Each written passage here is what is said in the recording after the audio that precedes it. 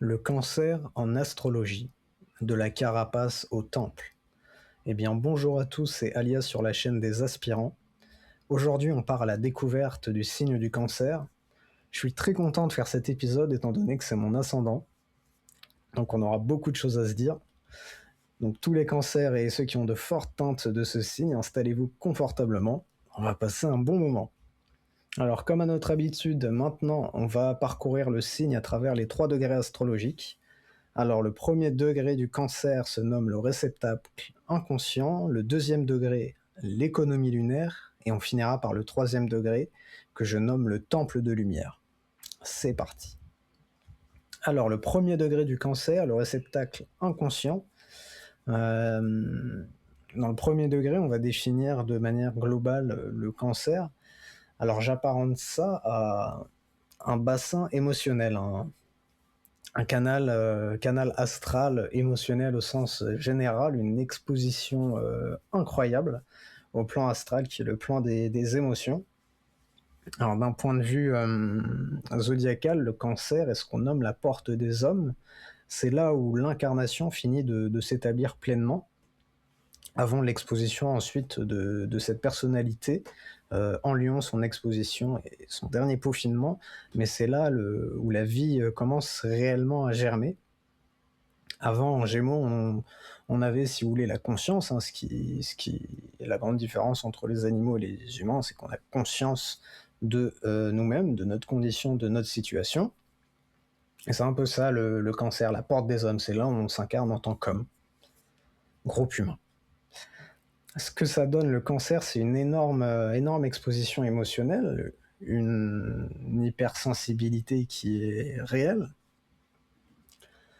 Ça donne un repli sur soi qui est facile pour ne pas être exposé justement à ce trop plein d'émotions envers l'autre. Et pour d'autres signes, ça peut paraître même incohérent parfois de la manière dont le cancer peut être blessé. Le cancer peut être blessé par un regard, un geste, une réponse, un ton de voix, très particulier pour beaucoup de signes, mais c'est la réalité du cancer. Il peut facilement se retrouver blessé par des personnes qui parfois n'en ont même pas l'intention, et ça peut être même un cercle vicieux, parce que le cancer, une fois qu'il est replié sur lui-même, bonne chance, hein. Il faut attendre, si vous êtes quelqu'un de son cercle proche, il faut attendre 48 heures avant qu'il se débloque, hein.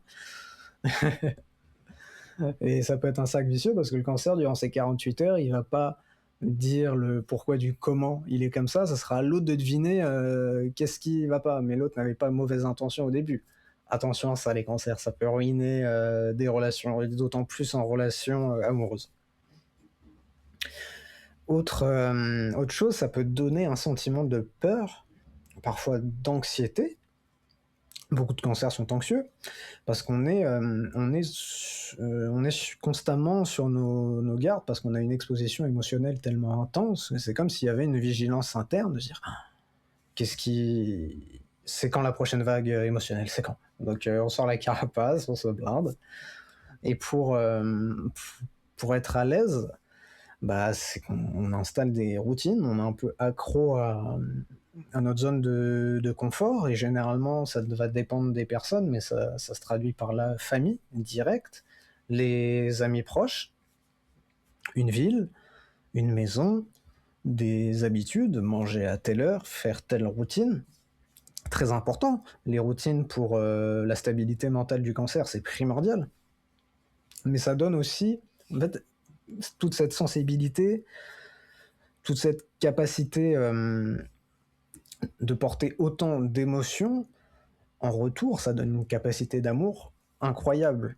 Et une des plus grosses du zodiaque avec le poisson également. De toute façon, c'est ça les signes d'eau, le scorpion aussi. Les signes d'eau qui prennent tellement d'émotions, c'est au sens global. C'est quel taux d'émotion vous pouvez emmagasiner en vous, mais ça représentera aussi toute la quantité d'amour que vous pouvez projeter à l'autre. C'est une capacité d'amour incroyable envers le cercle proche, et voilà, en fait, on se protège, on se carapace pas pour rien. Les cancers, ceux qui ont vraiment beaucoup de teintes cancer et qui sont un petit peu évolués parcours d'incarnation, hein, on parle pas des personnes qui commencent à s'incarner et qui ont beaucoup, qui peuvent avoir beaucoup de travers, plutôt même des personnes à mi-chemin. Bah, les cancers, généralement, sont des personnes bonnes dans le fond, fondamentalement gentilles. Ou si elles font du mal, ça sera jamais la première impulsion du cancer, de faire du mal, de blesser l'autre. Ça sera un retour pas maîtrisé, car trop plein d'émotions, évidemment, la réponse ne sera pas appropriée. Mais le cancer est bon dans le fond, il est fondamentalement gentil. À voir ensuite avec tout le chart, toute l'histoire d'une personne, évidemment, on parle d'un archétype.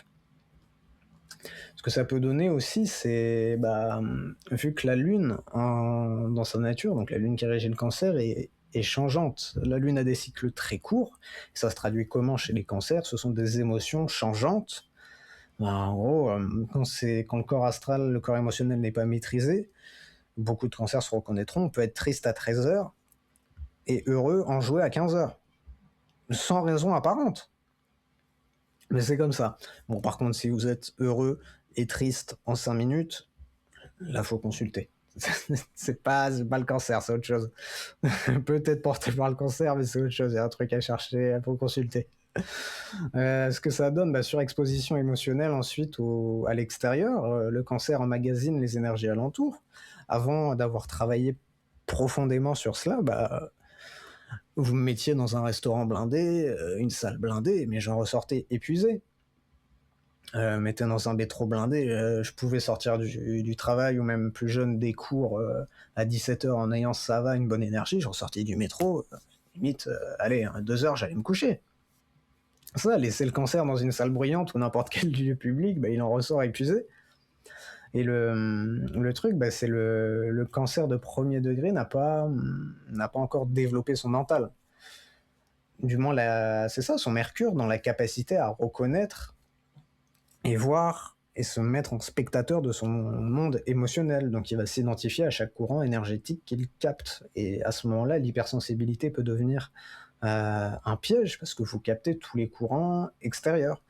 Parfois, le cancer, même titre qu'un fort Neptune, vous pouvez capter des énergies qui ne sont pas à vous. Vous pouvez être assis à côté de personnes ou être dans des lieux qui sont chargés dans certaines émotions, énergies. Vous pouvez vous retrouver triste, énervé, surexcité, alors qu'il n'y a pas de raison réelle, il ne s'est rien passé, il n'y a pas eu d'éléments déclencheurs tangibles, physiques, mais ça s'est passé dans le monde astral, et vous y êtes fortement exposé. Et en réalité, bah, cette attitude inconsciente du cancer qu'on peut avoir, la timidité, l'hypersensibilité, l'esprit de clan, en gros, bah, toute cette impossibilité, on va dire, à être extraverti, c'est plus par protection énergétique. Parce qu'on porte toute l'énergie, quand on agit dans le cancer inconscient, on porte toujours toute l'énergie, en gros. Tout ce qui est dans la pièce, tout ce qui est dans le groupe, tout ce qui est dans la discussion, on le prend sur nous. Alors vous imaginez s'exposer en plus de ça, déjà qu'on prend toute cette énergie en étant dans notre coin, vous imaginez si on se mettait sur le devant de la scène en plus on ferait des journées de 3 heures, on ne sait pas maîtriser. Ça peut donner, bah moi ça pouvait être le cas plus jeune, des difficultés à s'exprimer. Maintenant ça va, je fais des podcasts, je gère. C'est la difficulté à s'exprimer plus jeune. Bah parfois, c'est qu'il y a un trop plein d'émotions intérieures et que le flux astral va couper les paroles de la personne. Et ça parfois, je sais pas, l'allégorie du cancer gamin, tu veux dire qu'est-ce qui s'est passé? Il va commencer sa phrase, il va pleurer. Il va pas pouvoir finir sa phrase. Ça, c'est une attitude de beaucoup d'enfants, mais ça représente l'archétype du cancer dans l'enfant. Bah, on est impressionné par le torrent intérieur émotionnel et on n'a pas assez de maîtrise mentale, de maîtrise plutôt émotionnelle pour passer outre et qu'est-ce qui s'est passé? Bah, il m'a dit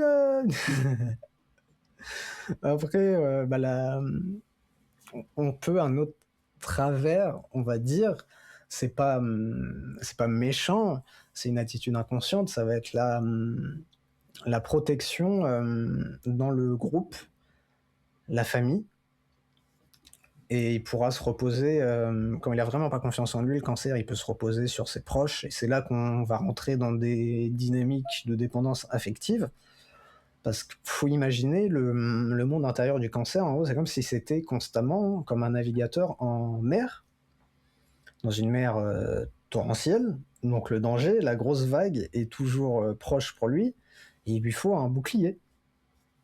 Et faute d'être en capacité à ce niveau-là de se construire un bouclier intérieur, bah, il va tenter de matérialiser ça par l'extérieur.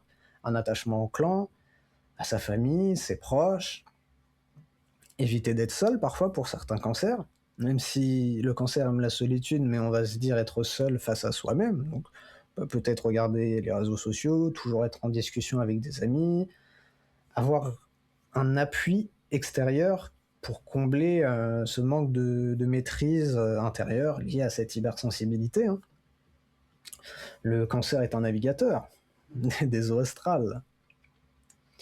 Et c'est ça qu'il faut comprendre, c'est que le cancer n'est en réalité pas méfiant ou terrorisé, il en vient à ses attitudes pour se protéger des vagues émotionnelles qui l'épuisent. Chez le cancer, l'inconnu signifie être vulnérable. Et être vulnérable signifie être vidé de son énergie. Les cancers sont les plus à même, c'est ça, je dirais, les plus à même du zodiaque comme victime du vampirisme énergétique. S'il y a un scorpion bien huilé, c'est du pain béni. Un petit cancer pour lui prendre dans une relation toxique, lui prendre de l'énergie, c'est du pain béni. D'autant plus avec des petits travers du cancer qui peuvent être de tout accepter, laisser couler, se laisser faire. Ça peut être du pain béni pour des personnes toxiques. Faites très attention les cancers.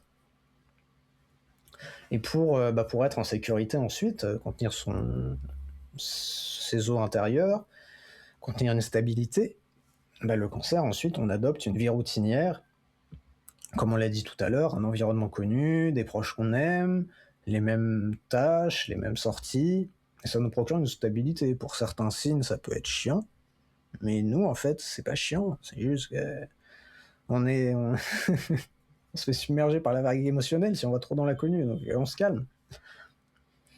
Ensuite, on entre dans le deuxième degré du cancer, que j'ai appelé l'économie lunaire. Là, le cancer, il commence à prendre conscience qu'il est cancer. Il prend conscience de l'astrologie, de son chart, et vous connaissez le deuxième degré maintenant, j'espère. Il comprend sa mission et son potentiel, sa capacité à capter, utiliser et ensuite maîtriser ses flux astraux, qui revient à la deuxième initiation spirituelle, la maîtrise du corps émotionnel, la maîtrise du corps astral. Alors, dans le domaine social, professionnel, monde, réussir en utilisant l'émotionnel, en se servant des émotions pour upgrade, ça va se retrouver dans le bon. Les artistes, très grande puissance artistique, hein, le cancer, au même titre que le poisson, c'est la lune, hein, c'est une capacité même, je conseillerais même à tous les cancers de faire une activité artistique. Il n'y a pas meilleur, il y a rarement meilleur exutoire que la musique ou que l'art en général, peindre, tout ce qui demande activité créative, parce que toutes les eaux que vous allez contenir, vous pourrez les sortir de manière déjà tangible, ça vous fera plaisir, un sentiment de gratification, parfois avec des problèmes de confiance en soi, ça peut rehausser. Vous faites une très belle peinture, vous écrivez une très belle histoire, vous faites une très belle musique, et vous dites « Oh yes, je suis bon !» Et aussi pour utiliser ça comme exutoire. Vous pourrez sortir d'une semaine difficile, d'une journée compliquée, et tout ce que vous avez en vous, peignez-le sur une toile. Faites sortir ça. Vous avez tout ça en vous, faites-le sortir dans une musique, dans une composition au piano, si vous faites du piano, dans une histoire, un récit, si vous aimez l'écriture. Ça peut donner de très grands artistes dans les cancers. En tant qu'assistant social aussi, excellent, mais évidemment faire attention à ne pas trop prendre l'énergie des autres, hein, sinon vous pouvez vous cramer. Les infirmières cancer, j'imagine pas leur état d'énergie, ça doit être infernal. Et dans le mauvais, parce qu'il y a forcément un dark side, on va en parler, on va même appuyer dessus. Le côté manipulateur. On en parlera un peu plus tard. Et aussi, très important chez le cancer, c'est qu'il y a aussi une dimension, un flair d'animal, si vous voulez. Et la manipulation, comme le scorpion, c'est pas casse-tête pour le cancer en réalité. Comme le scorpion, c'est pas casse-tête, c'est simple. S'il y a une antenne, le cancer discute avec vous, il comprend votre état, vos énergies à l'instant T, il capte vos émotions en direct, donc ça va de soi pour les utiliser en sa faveur. Mais en revanche, ça peut faire un excellent négociateur en entreprise. S'il y a pas mal de Gémeaux, de Capricorne, pour supporter l'énergie du cancer, d'excellents négociateurs. Il va arriver dans la pièce, il saura, grâce à son Mercure et sa structure, mais surtout grâce à sa Lune en premier, il captera l'énergie de la pièce, il captera l'état actuel énergétique du contrat, où ça en est. Il saura quoi dire à quel moment. Excellent négociateur, hein, le cancer, gros potentiel. Au niveau du développement personnel, parce que là le cancer comprend qu'il doit maîtriser son corps astral, le mirage, c'est qu'on peut arriver à un point où on se dit j'en ai marre de tout ressentir fois 1000, marre de cette hypersensibilité, marre d'être trop exposé aux émotions, marre d'être aussi vulnérable. Il pourra penser que la maîtrise émotionnelle doit aller à l'encontre de cela.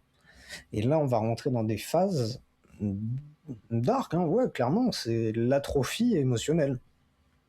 Et ça, il va s'imaginer un combat face à ses émotions. Il va se dire non, je bloque, ça je veux plus le ressentir. On peut s'imaginer un combat avec ses émotions, et pas du jugement, aucun jugement, parce que à ce moment-là, il faut se mettre à la place du cancer, c'est même légitime, parfois, quand il y a un trop-plein, de se dire ça me provoque épuisement en fait. J'en ai marre d'être heureux, triste, j'ai pas de maîtrise sur ça, j'en ai marre de tout ressentir, j'en ai marre que quelqu'un me parle mal et qu'il me faut 3 heures ou plus pour m'en remettre. J'en ai marre dès que j'ai un conflit de ressasser la scène en boucle pendant 2 jours. C'est légitime à ce moment-là de tomber dans ce travers, mais ce qui compte ensuite, c'est la manière de se rattraper. Ce qui pousse aussi à ça, c'est en francophonie, on a surtout les anciennes générations, là ça change un peu, mais en francophonie on est très mercurien, on privilégie beaucoup plus l'hémisphère gauche, il me semble, la logique, la raison, et tout ce qui est émotion, empathie, sensibilité sont vus comme des défauts. Alors, t'es pas Mère Teresa, toi, tu vas pas sauver les gens, mais arrête un peu de chialer. Voilà. Et quand on tombe ensuite dans ce travers-là, d'entrer en combat contre ses émotions, on crée un bouclier envers son hypersensibilité. On essaye de couper la connexion émotionnelle, mais la vérité, ça ne marche pas. En fait, c'est mettre des émotions sous le tapis. Vous pouvez les mettre jusqu'à un certain moment, et le jour où elles ressortent, faut nettoyer le tapis, et c'est dur. On appelle une lune noire. Ça peut faire très mal. Et pour vous donner un petit exemple personnel, moi j'étais très très sensible quand j'étais plus jeune.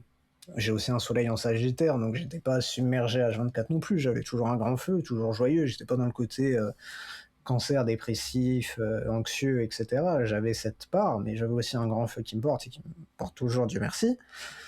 Mais j'étais très hypersensible. Dès qu'on entrait plutôt dans le conflit, dans la critique, etc., et il y a un moment où j'en ai eu marre, je me suis dit, marre, moi je suis solide, je suis fort, d'autant plus que moi je suis de la génération Saturne en cancer. Et j'ai un ascendant en cancer, donc j'ai aussi Saturne à l'ascendant, et j'étais le client parfait. Pour rentrer dans une atrophie émotionnelle. Donc pendant des années, en fait, j'ai quasiment construit mon adolescence sur ça, pas reconnaître ses émotions, dire non, moi, je suis un homme fort, je suis solide, moi, je suis pas vulnérable, limite je suis insensible. Et un jour avec ma copine, on est allé voir, parce que ses parents connaissaient une dame qui faisait de la médecine chinoise, et moi à ce moment-là j'étais toujours dans cette matrix Capricorne, saturnienne. Et puis on y va, elle nous ausculte en mode médecine chinoise, et puis là elle passe à moi. Et puis elle prend mon pouls du poumon, donc pas le pouls physique, hein, on parle de la médecine énergétique. Et elle me dit, ah ouais, je sens une tristesse, une hypersensibilité. Et moi, sur le début, comme disent les Américains, je cope. Je dis, mais non, c'est pas possible. Et, enfin, pas en direct face à elle, j'ai quand même un masse saturnien, je vais pas lui dire c'est faux, j'ai pas m'emporter du tout, non. Je lui dis, ah bon, faut trouver, ah ok. Parce que aussi j'ai la lucidité de me dire c'est pas mon métier, je vais pas dire que c'est faux, je sais pas. J'ai pas de cursus dans ça. Et je cope à ce moment-là, je dis: «Non, c'est pas possible». C'est plus intérieurement, je me dis: «Mais impossible». Première phrase: «Impossible». Il me dit: «Je sens une grande tristesse en vous, une hypersensibilité». Et pour vous donner l'ordre d'idée, ensuite j'ai eu des expériences qui m'ont reconnecté à cette sensibilité, Dieu merci encore une fois. Et j'ai pris des mois en fait, je suis resté des mois dans ce déni-là, mais ça me revenait en tête. C'est l'âme aussi hein, qui vous fait revenir. Quand vous avez des choses qui quittent pas votre tête, c'est qu'il y a un message à aller chercher et ça me quittait pas de la tête. Je dirais ouais, quelques fois par mois, j'avais la scène qui me revenait en tête, elle qui me disait ça, et j'étais toujours dans cette matrix en même temps, donc c'était un petit peu un combat intérieur. Non, c'est impossible. Et ici, non, c'est impossible. Voilà. Et en fait, quand on se bride comme ça émotionnellement, ça peut donner des gros troubles au niveau déjà émotionnel à long terme, ensuite au sens psychologique très documenté, et aussi au sens des chakras, en fait vous bloquez votre chakra sacré et ensuite ça se répercute sur votre chakra du plexus. Donc qu'est-ce qui se passe au niveau du chakra sacré qui est l'élément relié à l'eau et aussi au cancer? C'est que vous allez avoir une eau qui croupit. Pourquoi? Parce que vous allez refuser vos émotions, vos expériences émotionnelles, de faire le point avec vous-même au sens émotionnel, pas rationnel. Vous pouvez avoir beaucoup de Gémeaux, faire un cursus, moi c'était ça, j'ai aussi une lune en Gémeaux, me donne un mental fulgurant, je pouvais m'analyser, comprendre tous mes rouages, mais sans la partie émotionnelle du tout. Nada. On met tout sous le tapis. Ça crée des troubles sacrés, et chakra sacré, c'est ce qu'on appelle les eaux croupies. Et quand on fait ça, on se rend compte en tant que cancer qu'il y a un truc qui va pas. On a quand même l'intuition de se dire ouais, ok, j'ai un taf, j'ai une relation, j'ai des potes, j'ai des projets, j'avance, mais je sens qu'il y a un truc qui va pas. Et oui, l'eau croupie dans le chakra sacré, ce n'est pas bien. Attention à ce mirage-là de l'atrophie émotionnelle dans le deuxième degré. Au sens ensuite plus social, ça va être ce côté manipulateur, on y revient. On peut développer une intelligence émotionnelle de stratège pour manipuler notre environnement affectif. Alors chez les cancers, on peut avoir chez certains une attitude, faire en gros utiliser la tristesse, les larmes, faire le miskin quoi, pour susciter de la culpabilité chez l'autre, pour les amener à satisfaire des besoins, et ça c'est très toxique, ne faites jamais ça s'il vous plaît. L'intuition stratégique dont on a parlé, le cancer, il peut deviner des secrets, des intuitions cachées chez les autres, avoir... Ah, ça me fait penser à le jeu Le Loup-Garou. C'était ça le Loup-Garou, quand on était petit, on jouait à ça et tout. La petite fille. Il peut avoir cette capacité aussi chez le cancer, il peut deviner une intuition chez vous, votre état émotionnel, et il peut s'en servir. Par exemple, au taf, il peut sentir que, sans voir votre travail directement, il peut sentir que vous galérez sur un dossier. Et il va se dire, ok, moi j'ai un projet à rendre le mois prochain. Bah tiens, je vais lui donner un coup de main, comme ça j'aurai un appui en retour pour mon dossier aussi. Ouais, ce genre de truc. Ça peut être aussi une loyauté de manipulation. Le cancer, il a une capacité d'amour, de soutien dans son cercle proche naturel, mais il peut aussi vous le faire ça en mode économie. Dire, ah mais tiens, je t'ai aidé quand t'étais dans le mal, rends-moi une faveur, rends-moi l'appareil. Mais vous le dire directement, c'est chaud. Il y a aussi la communication indirecte, qui est le grand travers, je pense, que tous les cancers ont. C'est qu'on dit pas les choses quand ça va pas. Et quand c'est dans une logique de manipulation, ça peut être un petit peu un côté dans le cercle proche, toujours, hein. Il fait pas ça face au monde entier, le cancer, c'est toujours dans son petit cocon. Il peut manipuler les gens, faire même du vampirisme énergétique inversé envers l'autre. Plutôt que communiquer directement, il va faire des allusions, laisser entendre ce qu'il souhaite. Et l'autre en face, il va deviner ses besoins, il va prendre du temps à analyser le truc. En fait, il va donner de l'énergie au cancer. Et ça, très toxique, grosse manipulation également. Et au final, ça casse juste les relations, hein, ça crée de la confusion. Mais pour le cancer, ça lui donne une illusion de contrôle. La surprotection aussi, là, le cancer, il peut devenir méga protecteur envers ses proches, mais en réalité, les contrôler, les mettre... essayer de créer une dépendance affective envers l'autre en retour comme il l'a initialement. Et tout ça, ça sert à alimenter une illusion de contrôle envers l'autre. Parce qu'il se dit quoi? Si je contrôle tout, quelle tempête peut survenir si j'ai le contrôle sur tout? Mais c'est pas comme ça la vie, il y a toujours des tempêtes inconnues, comprends-le, cancer. Et ouais, après le cancer, quand il transite vers le troisième, qu'il quitte le deuxième degré, il comprend que ces tentatives de contrôle émotionnel, c'est une illusion, c'est pas comme ça qu'on maîtrise l'astral. Et là, provient l'appel d'une transformation qui va aller plus loin dans le troisième degré. Parce que comme on l'a dit, on a une petite sonnette d'alarme, l'atrophie émotionnelle ne marche pas, la manipulation émotionnelle ne marche pas, elle emmène qu'à des mauvaises conséquences au final, qui nous impactent encore plus en tant que cancer, hein. Une relation amicale qui était déjà dure à construire, déjà pour le cancer, se débloquer, faire confiance. Si en plus de ça, elle se ruine à cause d'une manipulation conscientisée dans le deuxième degré, et que la relation casse, il va être doublement impacté et avoir en plus le sentiment de culpabilité le cancer, parce qu'il est très conscient de ses actes, hein, généralement le cancer. Et là, on rentre dans le troisième degré quand on veut apprendre à naviguer consciemment dans les courants énergétiques et le faire servir dans un but réellement spirituel. On passe maintenant au troisième degré du cancer, que je nomme le temple de lumière. C'est le moment où le cancer il comprend que sa sensibilité, sa perméabilité aux émotions, ce ne sont pas des défauts, mais c'est un pouvoir d'amour extraordinaire en devenir. Parce que le cancer porte l'archétype de la mère nourricière, le porteur de l'énergie yin du zodiaque, c'est aimer le monde comme une mère aime un enfant. Et c'est la tâche que peut réaliser le cancer une fois qu'il a réalisé la première octave de troisième degré, qui est la maîtrise du corps astral. Là, la première étape du travail spirituel en conscience du cancer, c'est la détection des flux astraux. Comme on l'a dit dans le premier degré, en tant que cancer, on est très perméable aux émotions des autres, de l'environnement. On capte parfois des émotions qui ne sont pas nous. Et là, on rentre dans un travail un petit peu comme le bélier d'ailleurs, on va user de Mercure pour prendre conscience en fait des flux qui entrent en nous. On va décider d'ailleurs les reconnaître et ne plus les rejeter. Et si on ressent de la haine, du jugement, de la peur, de la tristesse qui relève du bas astral, en termes énergétiques, on va les voir, on va se dire d'accord, je ressens ces émotions fortement, c'est moi, c'est ma nature, mais je ne le suis pas. Qu'est-ce qui s'est passé pour que j'ai de la haine à ce moment-là, et qu'est-ce qui s'est passé pour que j'ai une envie de jugement envers l'autre, qu'est-ce qui s'est passé pour que je sois jaloux actuellement? D'accord, je l'ai ressenti, mon corps émotionnel m'a envoyé cette émotion, mais j'ai la capacité d'entrer ou de ne pas y entrer, ou plutôt de reconnaître que j'ai eu cette émotion à ce moment-là, mais de ne pas poursuivre avec. Mais en le reconnaissant, bien évidemment, pas en coupant le flux. Il y aura aussi le discernement des flux collectifs, des flux personnels. Ça nécessite un gros travail, hein. Mercurien, c'est même le plus gros, hein, et parfois très complexe, hein. On est un petit peu comme dans une brume avec la Lune, hein. C'est un petit peu comme Neptune. Parfois, on ne sait pas ce qui vient de nous ou de l'autre.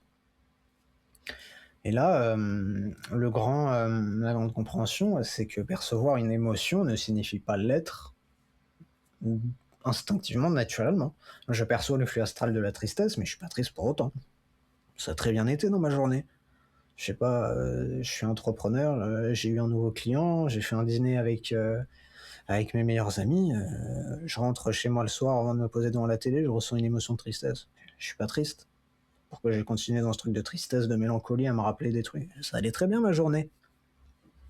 Mais, point d'honneur, hein, on n'atrophie pas ses sentiments. Si on a passé une sale journée, qu'on a eu des mauvaises nouvelles, oui, on peut être triste, dégoûté, et prendre un moment pour se remettre dans le truc, accepter les émotions, laisser couler. On ne bloque pas. Et après aussi, quand on est dans une démarche spirituelle, hein, évidemment, on s'alimente bien, on a un mode de vie sain, un bon sommeil, on prend soin de son corps, on prend soin de son âme par la méditation consciente, par l'entretien aussi de sa flamme intérieure, ça peut être l'art ou toute autre passion qu'on peut avoir, et on maintient son taux vibratoire en soi. On essaye d'avoir un bon taux vibratoire, même si on fera un petite capsule en plus, hein, même si évidemment il y a des phases dans la vie, parfois ça va pas, et c'est ok. Mais on essaie quand même de contenir, on a un travail conscience, laisse pas porter par le vent entièrement. On essaie de mettre un cadre à tout cela, de maintenir son état vibratoire, et quand on adopte cette attitude, entre guillemets, élevée au quotidien, l'absence de jugement, On ne veut pas projeter de haine ou de contrôle malsain sur autrui. On abandonne aussi la culpabilité, les critiques sévères envers soi. On est dans une, à force de ce travail-là, on rentre dans une vibe élevée, et c'est la loi de cause à effet naturelle en fait.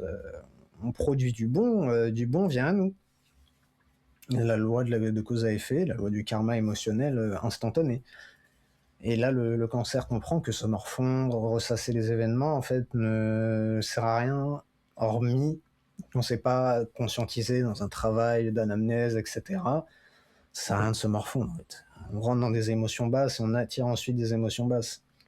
On va ressasser sur un événement, avoir de la tristesse sur cet événement. Une fois que le mental en aura marre, avec les émotions en aura marre, on va continuer sur un autre, etc. Ça peut donner des dépressifs en boucle, hein, ce signe-là, quand c'est pas maîtrisé, malheureusement.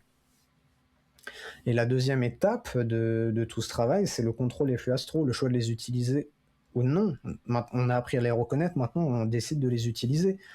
Si on reçoit un flux astral d'introspection, même d'autocritique, bah on entre en conscience si on veut ou pas.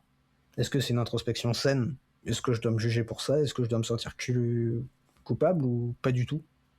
Aussi une grande notion d'autocompassion, on n'est pas dans la flagellation. D'autant plus pour les générations avec Saturne en cancer, dans des maisons très personnelles, ça peut aller très rapidement, la flagellation, la pénitence envers soi-même. Donc là, les flux astraux deviennent des propositions en réalité. Et on a réussi à acquérir la capacité à devenir spectateur de son monde émotionnel, de voir tout ce qui se passe dans notre petite lune, ce qu'elle nous communique, et de se poser, prendre un recul, faire ah ok, j'en fais quoi de tout ça? On n'est plus dans la tempête, inconsciente. Même si on garde cette hypersensibilité, si on a, ça prend des années ensuite à travailler. Si on a un gros conflit, si on a une grosse rupture, on sera effondré. C'est déjà la nature de l'homme et encore plus la nature du cancer hypersensible. Capacité à devenir spectateur de son monde émotionnel, maîtrise des flux astraux, maîtrise du corps émotionnel au sens global.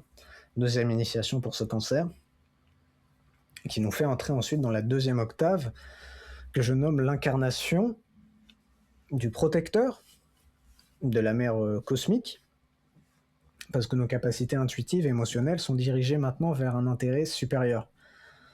C'est une réelle transmutation.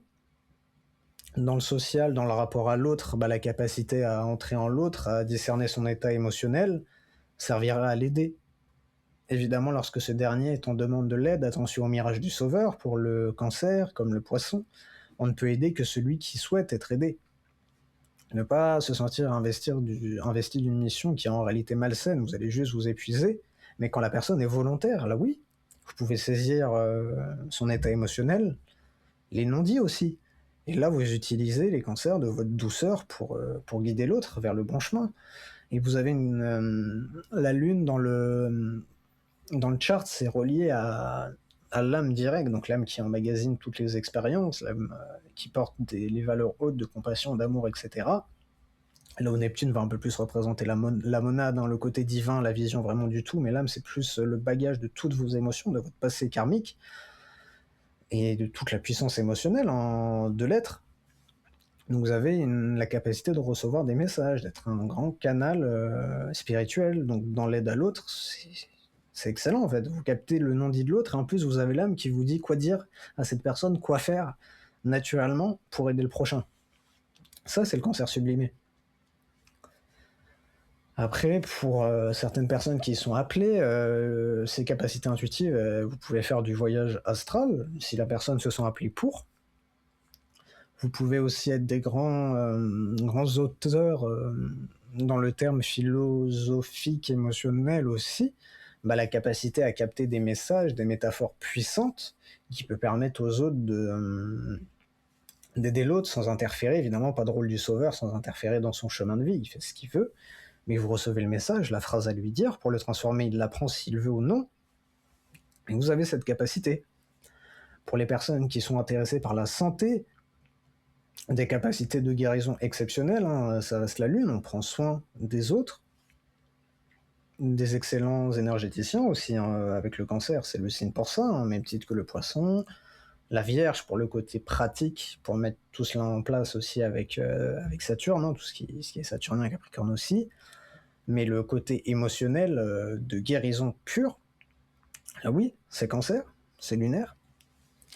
Pour les cancers aussi qui adorent l'histoire, il y a aussi cette attirance naturelle pour l'histoire chez le Cancer, hein, parce que on porte l'histoire.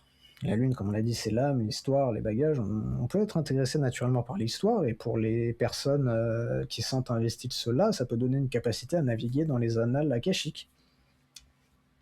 Pratiquer l'hypnose régressive aussi pour soi, ou même pour les autres. La capacité aussi à incarner l'empathie christique, hein, le potentiel d'amour qu'on porte en potentiel au début et qu'on laisse émerger uniquement au cercle proche dans le premier degré, là on a la capacité de l'offrir au monde. Et de manière saine, parce qu'on a appris dans la première octave à maîtriser ces flux, et on a conscience aussi du mirage du sauveur. Mais c'est ça qui donne évidemment le fait de ne pas s'y perdre, c'est qu'on peut incarner cette empathie, cet amour, cette énergie-là au monde et l'offrir. On passe vraiment de réceptacle inconscient à réceptacle conscient des flux supérieurs. Et là, le plan astral, le plan des émotions, devient un outil pour incarner le service au monde. Et cette hypersensibilité n'est plus un obstacle, c'est un outil, un levier pour réaliser sa mission. Et là, le Cancer incarne pleinement son rôle spirituel, le réceptacle sacré qui accueille et protège. Et bien voilà, nous en avons terminé avec le Cancer, l'épisode le plus long, il me semble, hein, que j'ai réalisé. C'était un réel plaisir de vous conter cela. Pour tous les cancers concernés, n'hésitez pas à partager vos expériences en commentaire, je répondrai à tout le monde. Et je vous dis à la prochaine, à très bientôt pour un prochain podcast. Passez une excellente journée.